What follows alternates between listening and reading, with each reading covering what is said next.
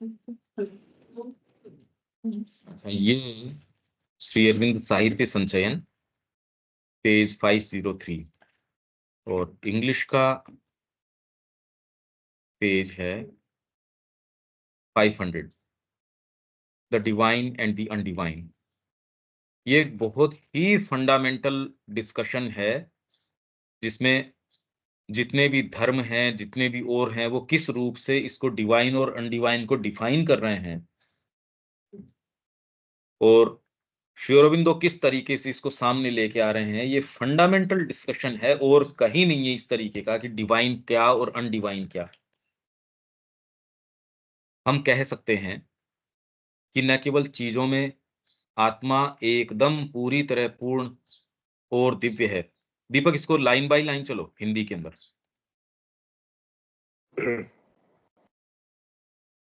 हम कह सकते हैं कि न केवल चीजों में आत्मा एकदम पूरी तरह पूर्ण और दिव्य है, अपितु प्रत्येक वस्तु भी अपने आप में अस्तित्व सत्ता की जिन संभावनाओं को उसे अभिव्यक्त करना है, उसकी अभिव्यक्ति में, समग्र अभिव्यक्ति में उसे अपना जो उचित स्थान देना है, उसमें भी सापेक्षिक रूप से पूर्ण और अपने आप में दिव्य है। मतलब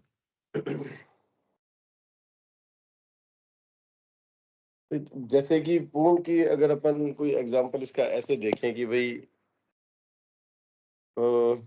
रिलेटिवली सापेक्षिक रूप से हर चीज अपने स्थान पे जो है वो पूर्ण डिवाइन को व्यक्त करती है। जैसे मान लो कोई अपन ये ऑर्केस्ट्रा लिया और उसके अंदर अलग अलग इंस्ट्रूमेंट्स हैं।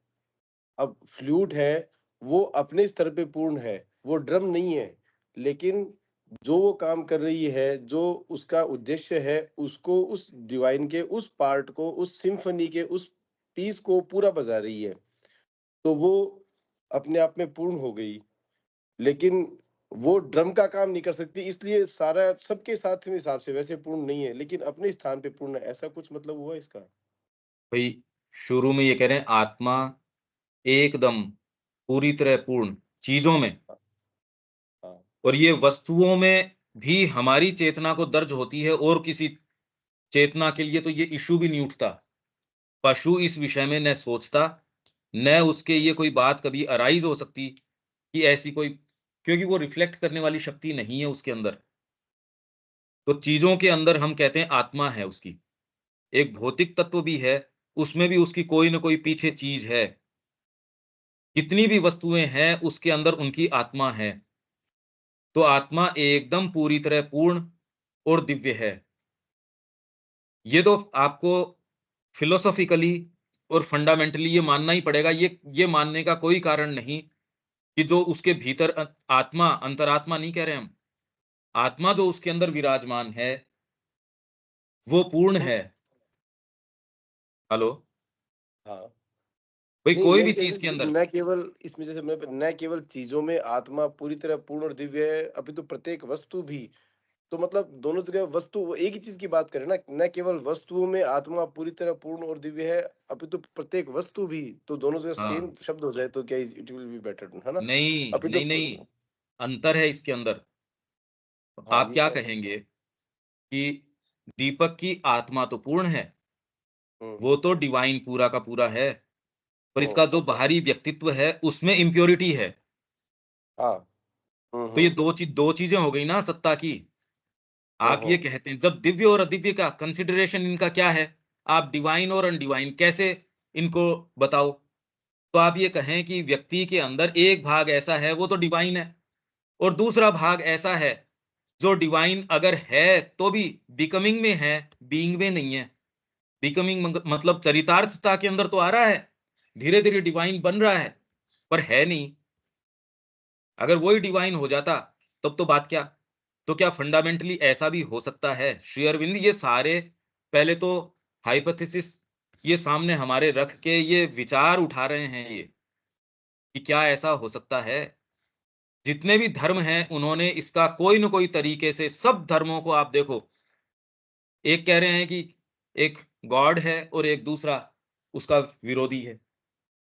अगर आप इसकी ओर चलते हो भारतीय संस्कृति भी प्रारब्ध की बात करती है, या आप कह रही है कि ये पक्ष भी है, ये पक्ष भी है, डिवाइन है, एंटी डिवाइन है, अनडिवाइन है। तो न केवल चीजों में आत्मा एकदम पूरी तरह पूर्ण और दिव्य है, अपितु प्रत्येक वस्तु भी अपने आप में सत्ता की जिन संभावनाओं को उसे अभिव्यक्त करना है, उसकी अभिव्यक्ति में, समग्र अभिव्यक्ति में उसे अपना जो उचित स्थान लेना है, उसमें भी सापेक्षिक रूप से पूर्ण और अपने आप में दिव्य है। तो एक कुत्ता दिव्य है, एक कुत्ते में कोई दिक्कत वाली बात नहीं है, जब अपनी नेचुरल उसमें स्टेट के अंदर है, वो डिवाइन है। पर मनुष्य के जब जब संपर्क में आ जाता है, वो अपनी वो जो एक इनोसेंस है, वो अपनी डिविनिटी है, वो लूज कर देता है। कुत्ता कोई कम डिवाइन नहीं है अपनी अभिव्यक्ति के अंदर, जितनी अभिव्यक्ति उसके अंदर करवानी है भगवान करवा रहे हैं, पर सापेक्षिक। तो इसलिए चीजों में आत्मा एक विचार बिल्ड कर रहे हैं, हमको ये समझना पड़ेगा। और नेक्स्ट पैराग्राफ इससे बिल्कुल आपके सारे जो मानसिक दृष्टिकोण है, अभी प्रॉब्लम क्या है, हमने इस दृष्टिकोण से देखा ही नहीं। जितने भी धर्म हैं और उनकी जितनी भी बातें हैं, यही कर रहे हैं। आप भगवान के पक्ष में चलोगे तो ये होगा, अगर आप असुर के पक्ष में चलोगे तो ये है, डिवाइन और एंटी डिवाइन या अनडिवाइन। तो क्या अनडिवाइन फंडामेंटली कोई चीज एग्जिस्ट तो कर सकती है क्या? डिवाइन के अलावा कोई चीज हो सकती है क्या? एब्सोल्यूट सेंस में तो बड़ा मुश्किल है। अगर आप अभिव्यक्ति को या मैनिफेस्टेशन को नहीं ले, तो ये सोचना बड़ा मुश्किल है कि डिवाइन के अलावा तो कोई चीज की एग्जिस्टेंस ही नहीं है। तो अनडिवाइन कैसे आएगा? डिवाइन के अलावा तो कोई चीज ही नहीं है फंडामेंटली। तो इसलिए जब आप डिवाइन अनडिवाइन इस अभिव्यक्ति की बात करते हो, उसमें और उसमें भी आप ये कहते हो आत्मा तो पूर्ण है। आत्मा ही अगर अपूर्ण होती या उसमें ब्लेमिशेस होते, तो ये तो नहीं हो सकता। ये विचार कर रहे हैं। मैं कह रहा हूं आपके जितने भी कॉलम्स छपते हैं या जो अच्छी भली ये जो जो पुस्तकें हैं धर्म की ओर की, यदि उनको भी देखो, तो वो भी इस तरीके की चर्चा नहीं कर रही। जो लीड जहां कर रहे हैं श्री अरबिंदो, सारे क्या कह रहे हैं, भगवान ने लिख रखा है, भगवान ने पहले ये सेट कर रखा है प्रारब्ध। आपके आज जितने भी हैं, फेट एंड फ्री विल। और सावित्री क्या कहती है? नहीं मानती मैं इसको। भाई लिख रखा होगा तेरे भगवान ने, मेरी विल है जो वो यूनिवर्स के लॉज से ज्यादा ग्रेटर है। मैं नहीं मानती इस बात को। तो ये तो पहली बार सावित्री इस तरीके की बात कर रही है, जो वो कह रही है कि जो यूनिवर्स के लॉज हैं और हैं। और इनफैक्ट आप जितने भी महान लोग हैं, वो महानता उनकी ये है जो लॉज को स्वीकार नहीं करते। वो पूरे एक युग का मुहाना चेंज करके चले जाते हैं। महान कौन है?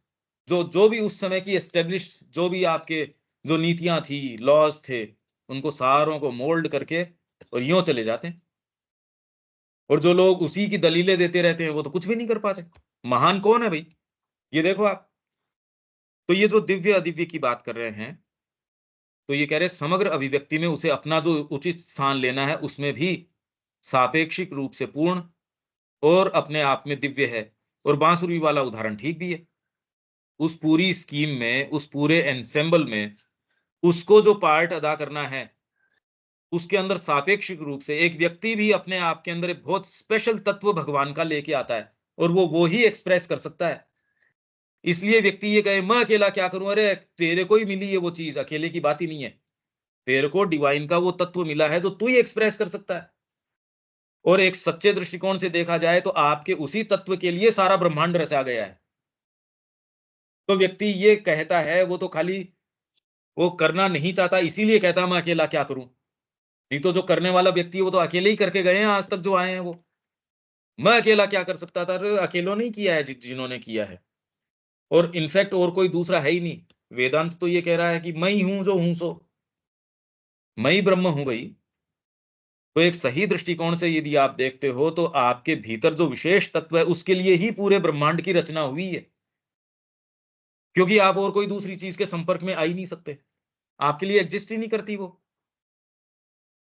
प्रत्येक लेकिन वस्तु। इसमें इसमें जैसे वो करना नहीं चाहता, तो वो भी एक वर्किंग आउट है, वो भी एक एक्सप्रेशन उसका और प्रॉपर मतलब कि उसके कॉन्सिक्वेंसेस के थ्रू घूम करके, जो कुछ भी हो करके, वो भी एक वर्किंग आउट भी है। वो तो भई फिर और बाद तो में कह ही कैसे कर रहे हैं कि सकते हैं? सारा जीवन ही योग है, सचेतन और हाँ, अचेतन रूप से। हाँ, पर कैसे हम भी वो हो आप कर रहे हो। अचेतन वाली बात करें ही क्यों? नहीं, वो तो नहीं, पत्थर भी अगर योग मान कर लो रहा है। जब हम दूसरी सचेतन हो गए इस ग्रुप में तो हमारे लिए तो वो ऑप्शन है नहीं। हाँ, भई नहीं, कोई नहीं, उसमें अगर अगर मान लो ज़बरदस्ती इंटरेस्ट ही लेना चाहे, वो उसके लिए है, हमारा तो है नहीं उसमें। तो नहीं, हमारे लिए तो वो सचेतन रूप से इसमें जाने की बात है। नहीं, नहीं, सचेतन रूप से जानने की बात है, लेकिन बीइंग के 50 पार्ट्स हैं, उसमें 1 को, 2 को, 5 को समझ में आ रहा है कि ये काम करना चाहिए। हुँ, बाकी 30, 35, 40 साथ में है, वो नहीं हिल रहे हैं, नहीं हिल रहे हैं। आप उन चारों, पाँचों की बेचारों की एक्सरसाइज हो रही है, लगातार उसको पुश करे जा रहे हैं, लेकिन वो नहीं हिलने दे रहे। लेकिन वो भी एक वर्किंग आउट भी डिवाइन ही का ही प्रोसेस, डिवाइनाइज़ेशन का ही प्रोसेस है। वो भी एक-एक चीज़, हाँ, और नहीं, धीरे-धीरे देखते हैं कि वो काम आता है। वो डेफ़िनिटली वो चीज़ें वर्कआउट होती है और एक बेटर उसके साथ में निकल के आती है व्हेन यू उस सी द समय वैसा थिंग्स। जैसा आप चाह रहे हो वैसा होना सही भी नहीं था। हाँ, देखो दोनों चीज़ें हैं इसमें। हाँ। पहले तो आप अपनी पूरी विल लगा पा रहे हो या नहीं लगा पा रहे, आपकी साइकोलॉजी से छिपा नहीं है ये। आप हुँ, कोई भी जो काम कर रहे हो उसमें कितना वास्तव में जैसे माँ कह रही है कि आप सिंसियरली अगर करते, तो हमेशा ही उससे जो आपने किया उससे कुछ न कुछ और कर सकते थे। हुँ। आप हमेशा हाँ, ये ठीक देख है। सकते हो कि उस समय विशेष पे और ये व्यक्ति के ऊपर छोड़ा गया है। यहाँ जितने बैठे हैं, उनमें इतनी कॉन्शसनेस तो हम मान के चलते हैं, नहीं तो वो कोई ये बातें ही नहीं उठती, एक चीज़। दूसरे आपने मानसिक यदि निरूपण किया या मानसिक तरीके से आपने ये सोचा कि ऐसा हो जाए तो ठीक है, तो वो वैसा ही हो जाए तो वो अगर व्यक्तिगत रूप से भी आप ये देख रहे हो, तो भी अगर वो सत्य भी है, पर इस समय यूनिवर्सल सत्य वो नहीं है। इसलिए उस चीज़ का हो जाना आपके लिए हो सकता है वो ठीक हो और वो सत्य हो, पर वस्तुओं की जो और लार्जर पिक्चर है उसमें हो जाना वो उस समय के लिए इंटेंडेड नहीं है। इसलिए जितनी चीज़ की ज़रूरत है उतनी करी जाएगी, पर वो लोग तो बहुत अलग तरीके के हैं। वो तो महाश्री अरविंद की जैसे क्रिया है, वो ये कह रहे हैं भई हम जानते हैं कि इस समय वस्तुओं का समीकरण इस तरीके का है, इसलिए इस तरीके से क्रिया की जा सकती है। भई राधा शक्ति अर्थ एटमॉस्फियर के नज़दीक आ गई। माँ ने कहा एक व्यक्ति ऐसा नहीं था, ये कितना राधे-राधे सारे करते हैं और कितने महात्मा और संत बने फिरते हैं। माँ ने कहा एक व्यक्ति ऐसा नहीं था, जो उसको धारण कर सके। एक व्यक्ति पृथ्वी के ऊपर नहीं था। तो बच्चे सुन रहे थे। फिर उन्होंने कहा, "अरे! तुम मेरे से ये तो पूछते कि आप तो थी माताजी, आपने क्यों नहीं धारण कर लिया? पर तुमने नहीं पूछा, चलो मैं तो बता देती हूँ, कि यहाँ मैं कोई व्यक्तिगत अपने कोई मेरे कोई जो पर्पसेज़ हैं या गोल्स हैं, उनकी सिद्धि के लिए नहीं, डिवाइन की अभिव्यक्ति के लिए जो आवश्यक है, मैं तो उसको करने के लिए और भले और श्री अरविंद ने क्या कहा कि मैं जीवन भर वो करता रहूँगा। अपने ये लेटर्स के अंदर है श्री अरविंदो का अपने लिए क्या अप्रोच है, कि भले मैं जो काम कर रहा हूँ, वो उसका अंत असफलता में हो, जबकि हो नहीं सकता कभी भी। जो चीज़ मैंने एक स्वप्न देखा है, दिव्य जीवन का, यहाँ सुप्रामेंटल का, वो आएगा ही। पर यदि ये भी हो कि ये असफल होगा, तो भी मैं इसके लिए अपनी पूरी जी-जान लगाऊँगा, क्योंकि सावित्री में भी है ये बात, कि हमेशा ये आपके क्रेडिट पेज में लिखी जाएगी ये चीज़। तो कोई चीज़ नहीं हो रही है, क्या बात होती है? व्यक्ति कहता है, मैंने तो बहुत मेहनत करी, वो मेरा साथ नहीं दे रहे, इसलिए मैंने छोड़ दी। ये कोई बातें हैं क्या? पहले तो उसको किसी काम को पकड़ना या छोड़ना, इस पे निर्भर नहीं करता कि आपको उसमें सफलता, असफलता, ये मानक पे तो आप काम शुरू नहीं करते। साधक तो इन मानकों पे कार्य शुरू नहीं करता। वो तो इसलिए कहता है कि भगवान क्या चाहते हैं? यही अर्जुन को कहा कि तू चाहता है या नहीं चाहता, इसकी कोई वैल्यू नहीं है। अरे डिवाइन गांडीव तेरे हाथ में दिया गया, भगवान तेरे चैरिटियर हैं, सारथी भगवान खुद बैठे, तेरे ऊपर जो है इस तरीके के जो जो हनुमान बैठे उसके ऊपर और तेरे को दिव्य अस्त्र-शस्त्रों से विभूषित और तू डिवाइन की विभूति, तेरे को राइट नहीं है तेरे पर्सनल निर्णय का कि तेरे को क्या चाहिए या नहीं चाहिए। तो हम सब यदि ये सुनना जाने कि हमारा जीवन क्यों है और यहाँ सारे वो ही बैठे हैं, जो इस चीज़ का वास्तव में सिंसियरली इंटरेस्ट रखते हैं कि माँ के पथ पे मैं किस तरीके से जाऊँ। तो अब ये दोनों बातें हैं, वो अपनी साइकोलॉजी में टटोले कि क्या उसने वास्तव में अपनी सारी एनर्जी मस्टर करके उस चीज में लगाई या नहीं लगाई। कोई दूसरा इस चीज को प्रमाणित नहीं कर सकता, पर आपकी साइकोलॉजी जानती है कि उन गिवन कंडीशंस के ऊपर आपके कौन से कंसिडरेशंस आए जिसने आपकी एनर्जी को ले लिया, पूरे तरीके से आप नहीं दे पाए। एक, और दूसरे ये अच्छा है क्योंकि माइंड की पद्धति है वो लीनियर है। वो एक सीधी रेखा के अंदर कि मैं ऐसे कर लूं तो हो जाएगा। वो ऐसे नहीं करने दिया जाता क्योंकि और बहुत-बहुत कॉम्प्लेक्सिटी है बीइंग की। तो ये दोनों ही बातें हैं। अब वो कौन-सी क्या है? सिंसियर व्यक्ति इन सारे के माध्यम से चलता है। उतार भी आएँगे, चढ़ाव भी आएँगे, और जो इनसिंसियर है, यदि उसके लिए सारे साधन जुटा भी दोगे, वो कहीं नहीं जाने वाला। सिंसियर व्यक्ति किन्हीं भी उतार-चढ़ावों से, थपेड़ों से कैसे भी जाएगा वो। उसके अंदर गुण नहीं है, सारे के सारे उसके अंदर सारी बेचारे को एंडोवमेंट्स नहीं मिले प्रकृति के, तो भी जाएगा। और दूसरे को प्रकृति के बेस्ट एंडोवमेंट्स मिले हैं, क्या कर ले वो? भीष्म पितामह का उदाहरण आपको दिखा रहा है ना, कि सारी उसके अंदर राइचियसनेस है, तो भी वहाँ बैठ के उसको मजबूरन वहाँ नग्न होते देख रहा है उसको। तो आपकी मेंटल फ्रेमवर्क वहीं लेके जाएगा, सत्य को आपके सामने अनावृत कर दिया जाएगा, इस तरीके से उसको उघाड़ा जाएगा, और आप उसको उसकी रक्षा नहीं कर पाओगे, क्योंकि आपके मंसूबे दूसरे होंगे। डिपेंड करता है वो मंसूबे शरीर से संबंधित होंगे, आपकी भावनाओं से संबंधित होंगे, या आपके उचित अनुचित के भाव से संबंधित होंगे। मेरी राइचियसनेस, मेरी सत्यवादिता, मेरा गुण, ओहो! मेरा तो इसमें अवमानना हो गई। ये सारे कंसिडरेशन कौन है जिसके नहीं आते? ये तो पहली बार रूबरू तो आप इनसे तब होते हो जब साधना अपनाते हो। सामान्य जीवन में तो चलते ही, ये तो कोई ख़ैर बात ही दूसरी है। तो इसलिए हमसे जो माँग करी जा रही है, या जो विवेचन श्री अरविंद कर रहे हैं, बहुत दूसरे स्तर का कर रहे हैं। प्रत्येक वस्तु अपने आप में दिव्य। हाँ, दीपक आगे।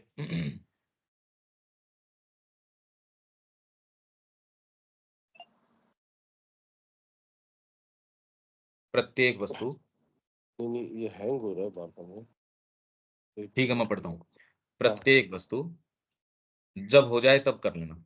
प्रत्येक वस्तु अपने आप में दिव्य है, क्योंकि प्रत्येक ही दिव्य सत्ता, ज्ञान और संकल्प की एक यथार्थता और विचार है। हर चीज़ डिवाइन है, ये कह रहे हैं। फंडामेंटली आप कह ही नहीं सकते कि कोई भी चीज़ डिवाइन नहीं है। जब डिवाइन से ही आई है, तो आप फंडामेंटली कैसे कह सकते हो? दिव्य सत्ता, ज्ञान और संकल्प की एक यथार्थता और विचार है, जो उस विशेष अभिव्यक्ति के विधान के अनुसार अपने आप को अचूक रूप से चरितार्थ कर रहा है। इसलिए एक छोटा कीड़ा है, वो भी डिवाइन है, क्योंकि जितनी डिविनिटी है उतनी तो मैनिफेस्ट कर ही रहा है वो। एक कण भी है, जो ये हम ऊपर बात करके गए हैं, इटर्निटी और इन्फिनिटी। इटर्निटी मतलब ये नहीं एक क्षण के अंदर सारी इटर्निटी हो सकती है, और एक छोटी-सी कोई चीज़ है, उसमें भी इन्फिनिटी पूरी की पूरी हो सकती है। क्योंकि अनंत रूप से प्रसार करते रहो तब इन्फिनिटी आए, ये तो इन्फिनिटी क्या हो गई? ये तो बाध्यता हो गई। ये तो आप बाउंड हो कि काल को आपको यूँ चलाना पड़ता है, क्योंकि मैं बार-बार इसके उदाहरण देता हूँ। इन्फिनिटी माइंड के दिमाग में, मतलब मनुष्य के दिमाग में इन्फिनिटी नहीं आ सकती। वो क्या कहता है कि कोई एक सीमित चीज़ है, वो किसी चीज़ लार्जर चीज़ में कंटेन्ड है, वो लार्जर में है, और इस प्रोग्रेशन को माइंड से ही सोच लेता है। एक्चुअल में तो वो क्या है हम नहीं जानते। एक व्यक्ति किसी मकान में, मकान किसी प्रांत में, देश में, अर्थ के ऊपर, फिर सोलर सिस्टम, वो किसी गैलेक्सी, गैलेक्सी बड़ी और इसकी भी पूरी वास्तव में भौतिक ब्रह्मांड भी क्या है, उसकी परिकल्पना हम नहीं कर सकते। खाली नंबर्स के रूप में तो वो इतने ये हैं, इतने ये हैं, नंबर्स ही तो बोल रहे हैं। एक्चुअल में तो माइंड फैथम नहीं कर सकता उस लार्जनेस को, और उससे भी इन्फिनिटी नहीं हो गई। मैं कहूँ ये हमेशा ही ये चलता ही रहेगा, तो माइंड कहता है इसलिए इन्फिनिट हो गया। ये कोई इन्फिनिटी थोड़ी हुई। इन्फिनिटी तो एक कण के अंदर इन्फिनिटी है। एक चींटी है, उसके अंदर पूरी की पूरी परात्परता उस चींटी के अंदर है। ये आपके डायमेंशन को बिल्कुल चेंज कर देता है। इसी के ऊपर भारतीय संस्कृति ने ये काम किया। भारतीय संस्कृति इसी चीज का निरूपण करने के कार्य कर रही है। तो उस अभिव्यक्ति विशेष के विधान के अनुसार अपने आप को अचूक रूप से चरितार्थ कर रहा है। प्रत्येक जीव ठीक अपनी ही प्रकृति के अनुरूप अस्तित्व के ज्ञान, शक्ति तथा आनंद की मात्रा और प्रकार से युक्त है। जितनी मात्रा आपके अंदर उसको जरूरी है, उतना उससे ज्यादा की क्या जरूरी है भाई? तो डिवाइन ने अपने मैनिफेस्टेशन के लिए मात्रा और प्रकार उसने डिफाइन कर रखा है, उस हिसाब से परफेक्ट है। भाई मेरे को जिस पुस्तक में जितनी अभिव्यक्ति करनी है, मैंने उतनी कर ली, तो परफेक्ट है एकदम। परफेक्शन तो इसी की मेरे को क्या अभिव्यक्ति करनी है, उसकी मात्रा और प्रकार, ये मैंने उसका गुण और धर्म तय कर दिए, जिसको आप और दूसरी कहो तो स्वाहा और स्वधा। जो मात्रा और प्रकार आप कहते हो, उसका अपना एक निश्चित गुणधर्म है, ये तय कर दिया, स्वाहा और स्वधा। तो मात्रा और प्रकार से युक्त है, इसलिए परफेक्ट है, डिवाइन है वो।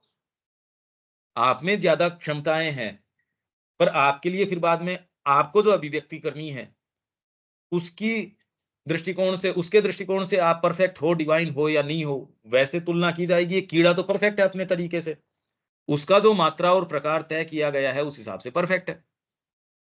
प्रत्येक ही एक गुप्त अंतर्निहित संकल्प, एक नैसर्गिक विधान, आत्मा की एक अंतस्थ शक्ति, एक गुह्य विशिष्टता द्वारा नियत अनुभव के स्तरानुक्रमों में कार्य करता है। उसका एक नैसर्गिक मतलब उसका इनहेरेंट विधान है हर का। और अगर वो परफेक्टली कर रहा है, बांसुरी बांसुरी का काम कर रही है, तो परफेक्ट है। आत्मा की एक अंतस्थ शक्ति, एक गुह्य विशिष्टता, एक आपका एक एक विशिष्टता है, आपका एक कोई विशेष चीज है, द्वारा नियत अनुभव के इस तरानुक्रमों में कार्य करता है। इस प्रकार वह अपनी बाहरी क्रिया व्यापार और सत्ता के विधान के संबंध में पूर्ण होता है। इसलिए कोई भी यहाँ जीव है या वस्तु है या कुछ भी जिसके आप संपर्क में आते हो, फंडामेंटली पूर्ण है, अपने आप में डिवाइन है। इस लॉजिक पे चल रहे हैं ये अभी, क्योंकि पर प्रैक्टिकल लॉजिक इस पे काम नहीं करता।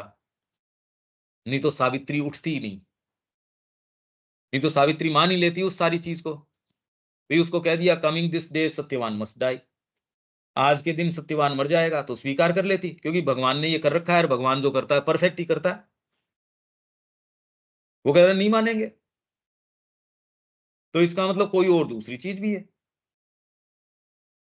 क्योंकि सभी उसके साथ समस्वर हैं। उसी में से प्रकट होते जीव में क्रिया करने वाले दिव्य संकल्प और ज्ञान की अचूकता के अनुसार अपने आप को उसके प्रयोजन के अनुकूल बना लेते हैं। वह समग्र के साथ अपने संबंध में और समग्र के अंदर अपने उचित स्थान में भी पूर्ण और दिव्य होता है। समग्र मतलब टोटलिटी में आप किस संबंध में रखे हो, तो आप ये पाओगे कि यहाँ हर चीज इतने बैलेंस के अंदर है। यदि आप एक भी चीज को थोड़ा सा भी बैलेंस ऊपर नीचे करते हो, प्रकृति के अंदर भी आप ये पाते हो। ये अब दूसरे कह रहे हैं नहीं नहीं, इसका कुछ न कुछ पूरे इकोसिस्टम में इसका कहीं ना कहीं महत्व है। आप तो ये आर्बिट्रेरी सोच रहे हो कि मनुष्य इस चीज को तो खत्म कर दे या इस चीज को बढ़ा दे, तो क्या कहता है, नहीं, इसके अंदर एक अपनी एक व्यवस्था है प्रकृति की, और एक पूरा एक सिस्टम है।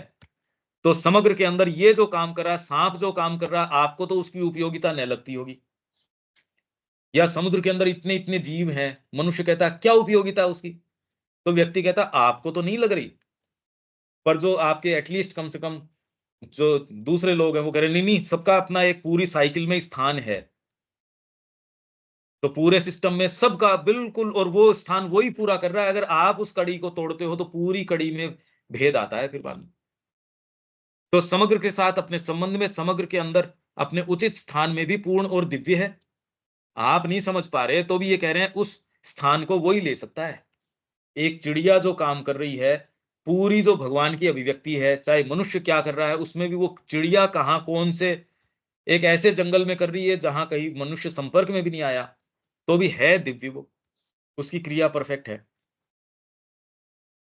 उस समग्रता के लिए यह जीव आवश्यक होता है, और उस जीव में वह समग्रता एक अंश या भाग को चरितार्थ करती है, जिसके द्वारा वैश्विक सामंजस्य की तात्कालिक और प्रगतिशील पूर्णता, उसमें उसके समग्र प्रयोजन। यह आया दीपक टेक्स्ट? हेलो? हाँ आया। हाँ हाँ, चलो, तो इसको एक एक चीज को उदाहरण दे के बताओ। उदाहरण तो जैसे ये चिड़िया वाला जो चल रहा है, वो मतलब कोई भी एक चीज उसका वो सेम वही चीज है हम्म। कि फंडामेंटली अपन ये बात बोल सकते हैं, लेकिन प्रैक्टिकली ये बातें उस तरह से नहीं हो सकती, क्योंकि मनुष्य प्रैक्टिकली फिर कह तो बात सकता हो है, सकती है। मनुष्य हाँ। कह सकता है खाली। हाँ, और वो चिड़िया फिर कोई जंगल में किसी ऐसे अनटोडन आइलैंड पे कुछ कर भी रही है, तो भी मनुष्य ये आगे अपने आ ऊपर, जाएगी यही क्योंकि बात। आप जो कह रहे हैं, अज्ञानतावश कहेगा ऐसी बात। हाँ, पर श्री अरविंद तो अज्ञानतावश नहीं कह रहे थे। माँ कोई नहीं, मतलब किसी चीज की उपयोगिता हर कोई नहीं समझ सकता ना, तो वो यहाँ क्यों है, ये कोई अज्ञान होगा तभी बोलेगा, अज्ञानी होगा तभी बोलेगा। अगर कोई ज्ञानी है तो वो उस इकोसिस्टम या उस साइकिल को चैलेंज नहीं करता है, उसको समझ में आता है कि कहीं ना कहीं ये इस सिस्टम को पूरा करता है। अगर वहां से हट जाएगा तो एक गैप आ जाएगा, और वो गैप नहीं फुलफिल होता। So every gap has to be fulfilled so that the cycle is complete. हाँ, ठीक है, अगर इस स्कीम को हम मानते हैं। जी जी। सावित्री तो मानती नहीं इसको। सावित्री तो ये वो ये अभी कह देगी, क्योंकि डेथ उसको जो बातें कह रही है, तो उसको वो कह रही है कि ओ डेथ, तेरा जो सत्य है, सत्य तो है, पर ऐसा सत्य है दैट स्लेज द सोल, और मेरा सत्य ऐसा है जो उसकी रक्षा करता है। तो ये तो बड़ी विचित्र बात हो गई। उसके मुंह से श्री अरविंद वो सारी बातें कहलवा रहे हैं।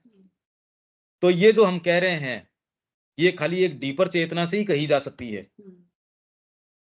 क्योंकि श्री अरविंद ने जो काम किया, और चेतना के दृष्टिकोण से ही आप वस्तुओं की चीज को समझ सकते हो। अगर चेतना का दृष्टिकोण नहीं हो, तो अब इससे पहले डायनासोर भी आए, चले भी गए, मैमथ्स आए, वो भी चले गए, आइस एजेस भी आई हैं, पता नहीं क्या क्या उथल पुथल चली है। एक पूरी पुस्तक है अर्थ इन अपहीवल।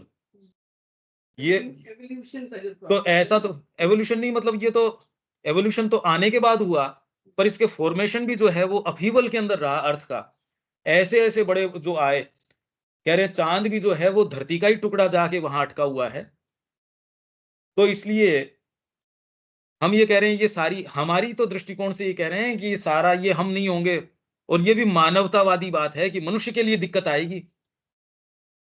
इस पूरे पूर्णता को यदि हम नहीं देखते, तो मनुष्य के या इकोसिस्टम, और इकोसिस्टम भी तो ही काम का है कि मनुष्य के ऊपर उसका प्रभाव है। तो ये सारी तो मानव केंद्रित बातें हैं। इन्हीं सारों का उत्तर यही तो अभी चर्चा आ रही है, और अगले पैराग्राफ में तुरंत इसको श्री अरविंद ये सारी बातें करके कि दिव्य क्या और अदिव्य क्या, यही हमारे धर्मों में बात करी गई है। ये अगर ये नहीं करोगे तो इसका प्रारब्ध बनेंगे। अरे जब सारी चीज दिव्य है तो प्रारब्ध कैसे बन सकते हैं? आप पे दंड विधान कैसे लागू हो सकता है? तो अदिव्य कोई चीज ही नहीं है फंडामेंटली। तो ये बातें क्या हैं, किसको दिव्य कहें, किसको ईविल कहें, सफरिंग क्या है, ये सारी चर्चाएं, चैप्टर्स लिखे हैं श्री अरबिंदो ने लाइफ डिवाइन में पूरे के पूरे इनके ऊपर। तो मुद्दा तो बड़ा गंभीर है, इसलिए उन्होंने इस विचारणा को उठाया। हाँ, आगे। यदि हमें चीजें अदिव्य प्रतीत होती हैं, हाँ, यदि हम इस या उस घटना को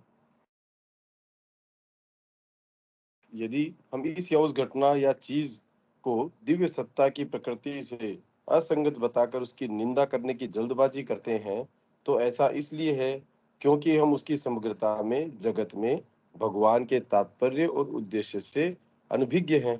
बिल्कुल यही बात ये कर रहे थे कि जिस दिन हम ये जान जाएंगे कि डिवाइन की पूरी प्लान क्या है, तो उस दिन हम उचित ठहरा देंगे इस सारी चीज को।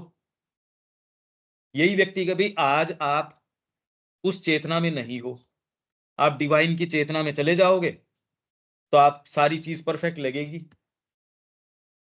और तो उसका तरीका भी क्या है, तो यही हम कह रहे हैं कि आज आप जिस चेतना के स्तर के ऊपर हो, वहां आपको, यहां आपको जो भी कंस्ट्रक्शन चल रहा है, आप वहां कोई वर्कर है उससे पूछोगे, उसको बेचारे को स्कीम का नहीं पता।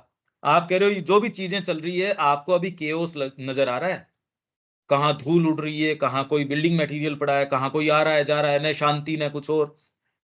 दूसरा कहेगा कि जो आर्किटेक्ट है उसको जाके पूछो, तो वो आपको एक सारी चीजें बिल्कुल संबद्ध तरीके से बता देगा। उसकी चेतना के अंदर एक प्लान है, और उस प्लान के हिसाब से परफेक्टली चल रही है चीजें। अरे ये तो बहुत अच्छी चल रही हैं। और बच्चे को आप क्या कहते हो, जिस दिन तू मेरे जूते में पाँव तेरे आने लगेंगे, तू उस दिन सारे मेरे निर्णय आज के हैं वो समझ जाएगा कि मेरे उचित हैं। यही कहता व्यक्ति, और यही इसके अंदर कह रहा है। हम जनरली यही कहते हैं कि हम डिवाइन के उद्देश्य को नहीं जानते, हम इग्नोरेंट हैं, और जिस दिन हम जान जाएंगे उस दिन हम इसको सारे को उचित ठहरा देंगे कि भी परफेक्ट हो रहा है, क्योंकि डिवाइन ही कर रहे हैं तो इम्परफेक्शन तो नहीं हो सकता इसके अंदर। इसमें अपूर्णता या अदिव्य चीज का तो कोई हो ही नहीं सकती कोई चीज। भाई कोई दूसरा कह रहा है कि अगर डिवाइन होते तो आप भी वही काम करते जो अभी डिवाइन ही तो कर रहा है अभी। पर डिवाइन आपकी फ्री चॉइस को भी तो काम में ले रहा है। उसका एक बहुत बड़ा डिवाइस है वो, उसका एक बहुत बड़ा इंस्ट्रूमेंट है। आपकी चेतना में उसने ये दर्ज कर दिया कि नहीं, मैं इसको स्वीकार नहीं करता आपकी अंतरात्मा में कोई चीज, तो ये भी तो उसका इंस्ट्रूमेंट है। तो इसलिए ये बहुत बड़ा एक थॉट्स एंड अफोरिज्म के अंदर ये बहुत लंबी चर्चा हमने करी थी इसकी। आगे चलें। क्योंकि क्योंकि हम केवल अंशों और खंडों को ही देखते हैं, तो हम उस प्रत्येक खंड का मूल्यांकन उसके अपने आप में करते हैं, मानो वह संपूर्ण हो। हाँ इसी प्रकार बाहरी घटनाओं या चीजों का मूल्यांकन बिना उनके गुप्त अर्थ को जाने ही करते हैं। हाँ, तो दूसरा टोटलिटी को व्यक्ति क्या देखते कहता हुए। है कि यदि आप इसका गुप्त अर्थ या इसका जो उचित स्थान है पूरी स्कीम में उसको जान जाओगे तो आप समझ जाओगे स्कीम को, और फिर आप कहोगे एकदम परफेक्ट है। अगर आप इस जगत को उस भगवान के दृष्टिकोण से देखते तो आपको परफेक्शन ही नजर आएगा। तो कोई मानव थोड़ी कर रहा है इसकी रचना, ये तो भगवान कर रहा है। तो आप उस एक ऐसी चेतना में प्रवेश कर जाते हो जहां सारी चीज आपको परफेक्ट ही प्रतीत होगी। फंडामेंटली तो बात यही है, और तो कोई बात हो ही नहीं सकती। ये चेतना की तो बात है। अगर आप उस चेतना में प्रवेश कर सको तो आपको सारी चीजें दिव्य और पूर्ण प्रतीत होंगी। फिर पर ऐसा करके हम चीजों के विषय में हमारे मूल्यांकन को दूषित कर देते हैं। कैसे? ये कैसे होता है? मतलब चीजों घटनाओं का मूल्यांकन बिना गुप्त अर्थ को जाने ही कर देते हैं, तो ऐसा जो बिना उनके गुप्त अर्थ को जाने के कारण, हाँ, तो मतलब बिना उनके गुप्त अर्थ को जाने जब हम उनका मूल्यांकन करते हैं तो चीजों के विषय में हमारे मूल्यांकन को दूषित कर देते हैं। मतलब कि हम जो उसका जो एनालिसिस करते हैं चीजों के बाहरी प्रतीति को देख करके, तो उसको पर्पस को गलत बता देते हैं, नहीं तो क्या पर्पस तो सही है हाँ, ही मतलब डिवाइन वही के हिसाब से। ये कह रहे हैं कि ऐसा करके यदि हम किसी वस्तु को खंड खंड रूप में लें, समग्रता में न लें, और उसके गुप्त गुप्त अर्थ को न जाने, इस रूप में यदि व्यक्ति से वस्तु से हम डीलिंग ऐसी करते हैं, न तो टोटलिटी में उसको देखते, न वो वास्तव में भीतर से क्या रिप्रेजेंट करता है वो देखते। एक संगीतकार है या एक कोई कोई विचारक है, उसकी क्षमता या वो व्यक्ति किस चीज को रिप्रेजेंट करता है, उस चीज को जाने बिना यदि मैं व्यवहार करूंगा, उचित व्यवहार नहीं कर पाऊंगा। कोई व्यक्ति साइकोलॉजिकली इस समय तकलीफ में है और मैं उस समय उससे वो वैसी बात करूं जो बेचारा अभी उस फ्रेमवर्क में ही नहीं है, तो मैं उचित व्यवहार नहीं कर सकूंगा। तो यदि हम इस तरीके से करते हैं व्यवहार, तो ऐसा करके हम चीजों के विषय में हमारे मूल्यांकन को दूषित कर देते हैं। तो हमारा जो मूल्यांकन है, अगर हम समग्रता में नहीं देखते तो मूल्यांकन सही नहीं हो सकता। उस पर एक आरंभिक और मूलभूत त्रुटि की छाप लगा देते हैं। किसी वस्तु की पृथकता की अवस्था में उस वस्तु की पूर्णता निवास नहीं कर सकती। अगर आप पृथक रूप से किसी चीज को तोड़ते हो, खाली आपने कहा मैं धरती के ऊपर फोकस करता हूं और मैं सोलर सिस्टम को स्वीकार नहीं करता, तो धरती नहीं रह सकती। और अगर आप इसकी और चीजों को आइसोलेशन में यदि लेते हो, तो आइसोलेशन में कोई भी चीज अपने आप में नहीं रह सकती। पर अगर आप इस चेतना में आ गए, आप कहते हो हाँ हाँ मैं स्वीकार करता हूं, मैं इस सारी समग्रता को भी स्वीकार करता हूं, तो क्या इससे डिलीवरेंस हो जाएगी क्या? श्री अरबिंदो ने यहाँ ये सारा हमारे सामने एक विचार को बिल्ड कर दिया, क्योंकि वह पृथकता तो एक भ्रम है, पूर्णता तो समग्र भागवत समस्वरता की पूर्णता है। तो ये एक थॉट हमारे सामने इन्होंने रख दिया कि यदि हमको अपूर्णता नजर आती है, वो केवल चेतना हमारी अभी पूर्ण नहीं है इसलिए नजर आती है। तो आप क्या कहते हो सारे, या हम सब क्या कहते हैं कि जब आप पूर्णता की चेतना में चले जाओगे तो आपको सारी चीज दिव्य नजर आएगी, पूर्ण नजर आएगी। ये एक कॉमन स्टेटमेंट है। अगर इस स्टेटमेंट को आप वास्तव में स्वीकार कर लेते हो तो कार्य करने का आपका जो जो है इसमें जज्बा, वो खत्म हो जाएगा। क्योंकि सारी चीजें ऑलरेडी पूर्ण हैं। अगर इसको मिसट्रांसलेट करो तो करो क्या पर अब, ये तो है जो है सो, भाई पूर्णता है सो है, और स्कीम्स के अंदर होती भी होंगी, और जो मैनिफेस्टेशंस हैं जिनमें अंतरात्मा नहीं है, जिनमें साइकिक बीइंग नहीं है, उनके लिए ये इशू भी अराइज नहीं करता।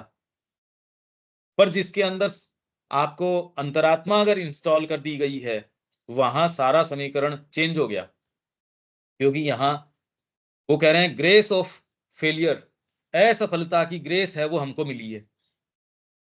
सोचिए ऐसे जगत जहां असफलता न हो, वो ग्रेस उनको न मिली हो, केवल पूर्णता ही पूर्णता हो, क्या सोचते हो उसको?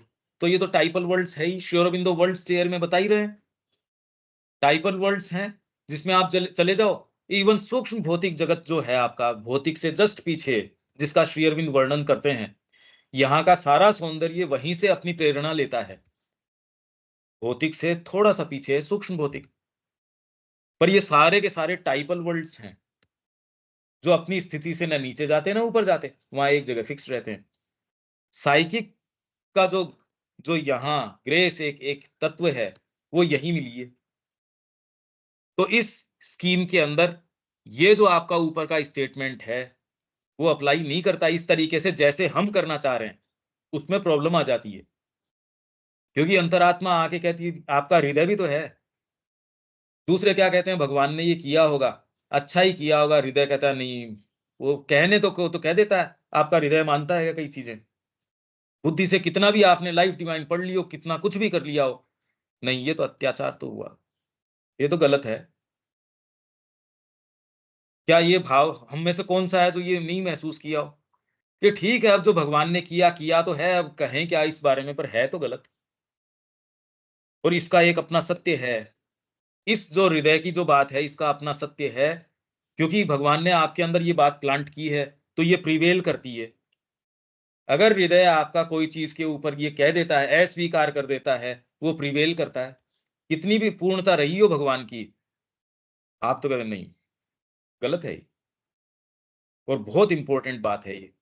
और जो व्यक्ति ये कहता है कि नहीं ये गलत नहीं, या गलत या सही की नहीं बात करता, वो तो जिंदा ही नहीं है अभी, उसकी तो चेतना चयन ही नहीं कर रही। चयन तो करना ही पड़ेगा यहाँ चॉइसेस के बीच में, तो चॉइसेस में ना ये गलत है ये सही है, और ये सही भी नहीं, ये ही करने का है। अक्षर से मैं तो माँ जो कह रही है उसी का पालन करूंगा। और आपके सामने हर हमेशा परपिचुअल चॉइसेस होती हैं। जब माँ कह रही है परपिचुअल चॉइसेस हैं, क्या मतलब हुआ इसका? अगर सारी चीज पूर्ण ही है तो चॉइस तो उठ ही नहीं सकती, फिर बाद में पूर्ण ही है फिर तो। और चॉइस भी आपके वहम के लिए ही दी जा रही है, अदरवाइज तो कि आप चूज करोगे, वो तो पहले से प्री डेस्टिन्ड है वो सारी चीजें तो। नहीं, ऐसा नहीं है। अगर ऐसा है तो भगवान किसको प्रभावित करने के लिए, कि आपको खाली एक वहम रहे कि आपने चयन किया, आपको खाली मन में आया ये कि चलो दिल्ली चलते हैं, आपने टिकट उठाई, वो भी पहले से प्री डेस्टिन्ड थी, तो मजा क्या रहा फिर बाद में इसका, इस अभिव्यक्ति का? भगवान यहाँ एक ऐसी चीज को पढ़ने आ रहा है जो कल का अखबार ही हम नहीं पढ़ना चाहते, वो इसको पढ़ने आ रहा है। मजा क्या है अभी इसके अंदर? ये कुछ ऐसे डायमेंशंस है जो मनुष्य के लिए सोचना कि तो फिर क्या इसमें ऐसी चीज भी आ सकती है जो डिवाइन के बीइंग में न हो? फंडामेंटली तो नहीं होनी चाहिए। ये मानसिक प्रश्न है वास्तव में, तो बनता बिगड़ता कुछ नहीं इससे। भाई एक्चुअल में कोई साधना के जीवन में इससे कोई फर्क पड़ जाता हो, इससे तो कुछ है नहीं। पर जो लचीलापन है माइंड का, उसी के अंदर ग्रे कॉर्नर्स घुसे रहते हैं। और आप चाहे साधना अपना लो तो उस ग्रुप में घूमते रहते हो, उसको वो कुछ थोड़ा प्रकाश लेके आता है। तो ये तो एक स्टेटमेंट हो गया, यहाँ श्री अरबिंदो ने एक विचार यहाँ कर दिया कि फंडामेंटली हमारी बुद्धि क्या कहेगी कि कोई भी चीज अपूर्ण नहीं है, सारी चीजें डिवाइन हैं फंडामेंटली। और अपूर्णता तो केवल हमारे दृष्टिकोण में, चेतना जिसमें हम हैं उसमें है। यदि चेतना में विकास कर लोगे तो आपको सारी चीजें पूर्ण नजर आ जाएंगी, ये कह रहे हैं। और इसलिए यदि आप सुप्रामेंटल में चले जाते हो, वो पूर्णता में सारे संसार को देखता है। बाकी नीचे आप माइंड के स्तर पे आते हो, वो खंड खंड करके देखता है। तो वहां अगर आप उसमें जा सको तो आपको तो ये सारी चीजें परफेक्ट ही लगेंगी। अब आगे श्री अरविंद क्या कह रहे हैं उसको आगे चलते हैं। हाँ, यह सब एक बिंदु विशेष तक और जिस सीमा तक जाता है वहां तक सच हो सकता है। हो सकता है। हाँ, हो हो सकता सकता है है, ये वो जितनी मतलब। बातें हमने करी, हाँ। एक पॉइंट तक तो ठीक है। अब ये देखो कितनी हम्म, जबरदस्त बात है, जबकि आप कोई भी पुस्तक आपके धर्म की और जितने विवेचन ये पुस्तकों में किए जाते हैं, सब टोटल यही है। सारे धर्म केवल इसी की बात करते हैं। केवल श्री अरविंद इस तरीके से आके ये बात कर रहे हैं। सब में टोटल परंतु में क्या यह भी है? हाँ, ठीक मतलब है। ये तो क्या है कि भी मानव दृष्टिकोण की भी अभी जो मेरी तकलीफ है, पेन है, समस्याएं हैं, वो उस चीज से ऊपर वाली बात से रिलेट कर नहीं पाती। मानव चेतना और मानव दृष्टि जहाँ से हमें आरंभ करना होता है का अपर्याप्त लेखा जोखा या विचार करता है।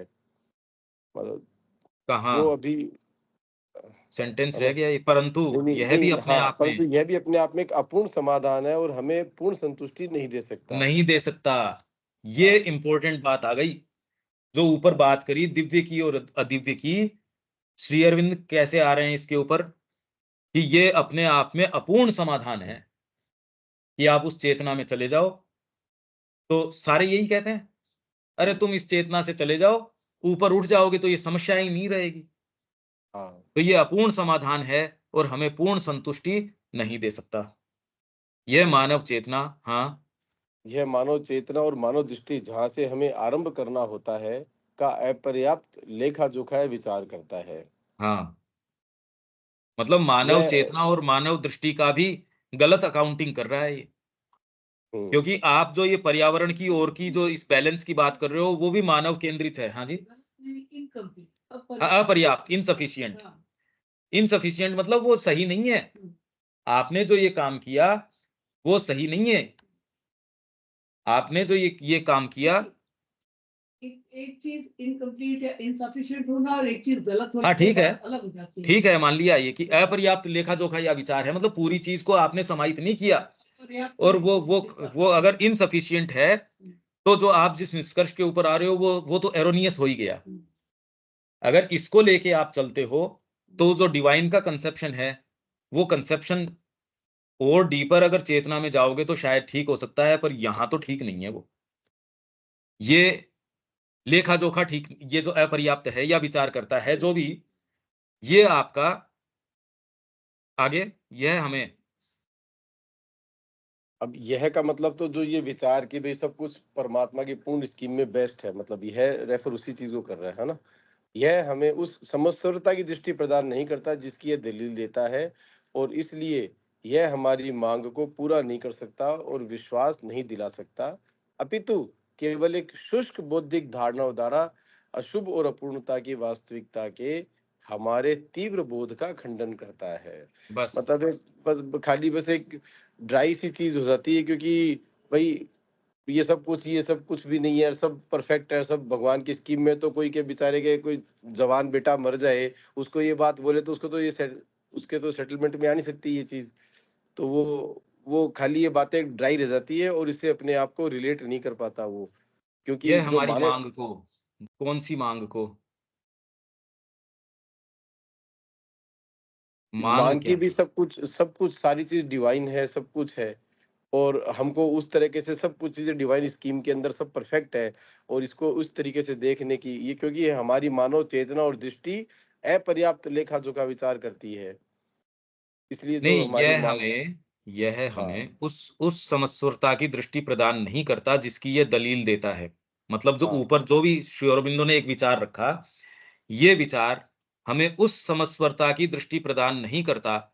मतलब आप ये भी कह दो कि आप डिवाइन की चेतना में चले जाओ। हम्म, अभी आप इग्नोरेंट हो, अगर उस चेतना में चले जाओगे, एक मानसिक दृष्टिकोण ही है खाली ये। क्योंकि न हाँ। तो आप अभी गए और आप चले जाओगे तो डिवाइन तो है ही उस चेतना के अंदर, वही तो बना है यहाँ। अरे आप तो चले जाओगे या नहीं चले जाओगे, पर फंडामेंटली डिवाइन ही तो ये चीज़ बना है। तो जब यहाँ इस समीकरण में आप ये बात कर रहे हो, तो आपके लिए तो समीकरण है सो है ही, उसको तो हाथ में लेना पड़ेगा। यह हमें उस समस्वरता की दृष्टि प्रदान नहीं करता जिसकी ये दलील देता है। हम्म, मतलब ये दलील हमको कौन-सी दलील? कि मैं कि आपको सब कुछ सारी चीज़ का भगवान है। अर्थ बता रहा हूँ, समस्वरता प्रदान कर रहा हूँ, पर नहीं देता ये। ये जो व्यू है कि आप अगर उस कॉन्शियसनेस में चले जाओगे तो आपको सारी चीजें परफेक्ट लगेंगी। ये बात जो है सही नहीं उतरती, उस दृष्टि ये दृष्टि नहीं प्रदान करता। फिर इसलिए यह हमारी मांग इसलिए को हमारी पूरा नहीं मांग, कर सकता। हाँ। जो आप डिवाइन की मांग कर रहे हो या डिविनिटी की बात कर रहे हो या पूर्णता की मांग कर रहे हो, उसको ये दलील जो ऊपर दी, उसको मांग को ये पूरा नहीं कर सकता। किसी की करता होगा, पर हमारे भीतर क्योंकि एक ऐसी चीज बैठी है, हृदय बैठा है, आपकी अंतरात्मा बैठी है, वो नहीं स्वीकार करती कोई चीज को और विश्वास नहीं दिला सकता है। अपितु केवल एक शुष्क बौद्धिक धारणा द्वारा, एक शुष्क बौद्धिक धारणा आपने कर ली, जो कि इंपॉर्टेंट है।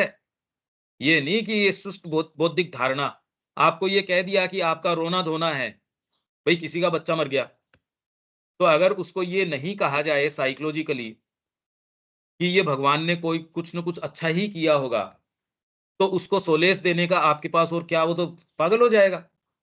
मानव का फ्रेमवर्क इतना फ्रेजाइल है कि एक सीमा से ज्यादा तकलीफ या आनंद, आनंद तो धारण करने के लिए और कम वो सक्षम है। तकलीफ तो फिर भी ज्यादा वो सहन कर लेता है, आनंद के लिए तो बहुत ही कम बना है। पर एक सीमा से ज्यादा अगर भौतिक तकलीफ होगी तो प्राण चले जाएंगे, पर अगर साइकोलॉजिकल तकलीफ होगी पागल हो जाओगे। तो इसको मीट करने के लिए भारतीय संस्कृति ने फिर आपको क्या क्या कि भाई आप किसी ऐसी चीज से संपर्क में होते हो, कोई ना कोई आप मंदिर से, किसी गुरु से, किसी व्यक्ति से, या ये प्रचलित विचारधारा कि भी ठीक है वो भगवान के घर चला गया, ये बातें आप करते हो जिससे कि मानसिक रूप से एक्चुअल कुछ नहीं हो गया उससे। धर्म ने जो सारे काम, जो आपको सारा प्रसार दिया है, वो इन्हीं चीजों को कैसे एड्रेस करे, आपकी भौतिक सत्ता को, प्राणिक सत्ता को, मानसिक सत्ता को धीरे धीरे धीरे धीरे इनको तैयार करे। और इस प्रश्न तक जो एक्चुअल आपके पुकार आ पाए डीपर अंतरात्मा की, यहां तक कैसे तैयार किया जाए, ये पूरा मार्ग किया है इसने। तो आपको ये तो सारे लोग तो ऐसे हैं नहीं, अरे तो सारे कैसे हो सकते हैं, तैयार कर रहे हैं वो तो, कि एक्चुअल पुकार के लिए कब आप तैयार हो जाओ, ये काम कर रही है संस्कृति। तो शुष्क बौद्धिक धारणा द्वारा अशुभ और अपूर्णता की वास्तविकता, अशुभ मतलब इविल, इंग्लिश में क्या बोल रहे हैं इसको, अनडिवाइन, अशुभ अनडिवाइन है क्या इसका शब्द? सेंस ऑफ इंग्लिश में evil and imperfection. ईवल है क्या, अशुभ?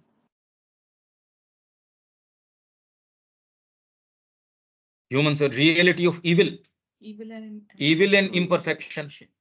भाई आप यहां जगत के अंदर जो इविल देखते हो उसकी रियलिटी, तो ये श्री अरविंदो ने लंबा डिस्कशन किया है इसका।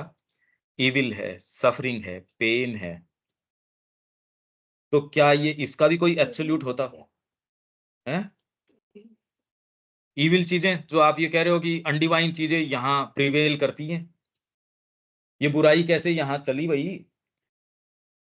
तो इसके लिए इनको क्या दलीलें देनी पड़ती है? कोई व्यक्ति क्या कहता है कि ये बच्चे ने तो कोई बुराई नहीं करी थी, इसके कैंसर क्यों हुआ? इसके साथ, ये बच्ची के साथ, 2-2 साल की बच्ची के साथ ये अमानवीय व्यवहार किया जा रहा है, इसने क्या किया? तो मानवीय बुद्धि के पास तो कोई इसकी दलील ऐसा सच है नहीं। तो जो आपके दूसरे लोग हैं इसमें क्या बीच में लाके करते हैं, प्रारब्ध को लेके आएंगे फिर इसमें कि इसका ऐसा रहा। अरे पर जिस दिन शुरू किया उस दिन प्रारब्ध भी आपने, प्रकृति तो आपने ही गठन किया मेरा। शुरू में जब मेरा जो है गठन कोई बना नहीं था या कोई प्रारब्ध नहीं थे, कहीं तो मैं शुरुआत मानता होगा। तो उस दिन आपने प्रकृति मेरी रचना इस तरीके से की कि मैं उस तरीके के कर्म करूं, फिर मैं उस तरीके के कर्म करता हूं, उसके लिए आप मेरे को दंड देते हो। तो अशुभ की रचना क्यों की? यही बात जो हरिमोहन पूछ रहा है। श्री अरविंद के जो नाटक हैं उसके अंदर हरिमोहन यही पूछ रहा है, अरे तूने ये अशुभ की रचना ही क्यों की? पर तू इसमें तेरी लीला कर रहा है, ये कर रहा है, फिर बाद में इसमें से ऐसे बच के निकलना चाहिए, साधना करनी चाहिए, वो करनी चाहिए, यार तू ऐसा बनाता ही क्यों है ऐसे? यही तो प्रश्न किया उसने, हरिमोहन ने।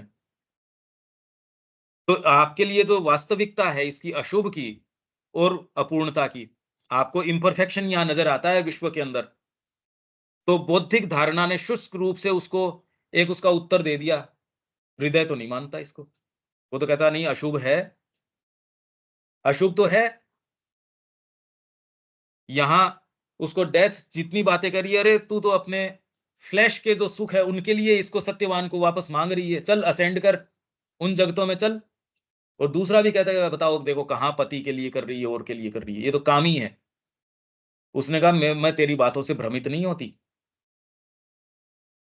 तो अशुभ और अपूर्णता ये हमारी चेतना को वास्तविक लगती है ये बातें।